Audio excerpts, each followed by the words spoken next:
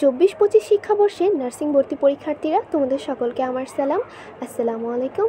আজকে আমি তোমাদেরকে সাধারণ বিজ্ঞান হতে 10টি গুরুত্বপূর্ণ প্রশ্ন নিয়ে এসেছি। এগুলো আমরা সলভ করব। চলো দেরি না করে আজকের ক্লাসটি শুরু করে দিই। আমাদের প্রথমে যে প্রশ্নটা থাকছে সেটা হচ্ছে, সিদ্ধ চালে কী পরিমাণ শ্বেতসার থাকে? সিদ্ধ চালে 79% শ্বেতসার থাকে। ভিটামিন সি এর রাসায়নিক নাম কি? Ascorbic acid. অস্থিবৃদ্ধির জন্য কিসের বেশি প্রয়োজন? ক্যালসিয়ামের বেশি প্রয়োজন। দুধে যে অ্যাসিড থাকে তা হলো ল্যাকটিক অ্যাসিড। টমেটোতে কোন অ্যাসিড থাকে? টমেটোতে ম্যালিক অ্যাসিড থাকে। কোন হরমোনের ঘাটতির জন্য ডায়াবেটিস হয়? তা হলো ইনসুলিন হরমোন। ভয় পেলে কোন হরমোন নিঃসৃত হয়? অ্যাড্রিনাল হরমোন নিঃসৃত হয়। মানুষের গায়ের রং কোন উপাদানের উপর নির্ভর করে?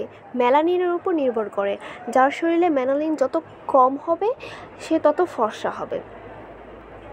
প্রোস্টেট গ্রন্থি হচ্ছে মূত্রতন্ত্রের অংশ। কোনটি ইউপালিম এর বোন নয়? ফিমার। তোমাদের সকলকে অনেক অনেক ধন্যবাদ এতক্ষণ আমাদের সাথে থাকার জন্য।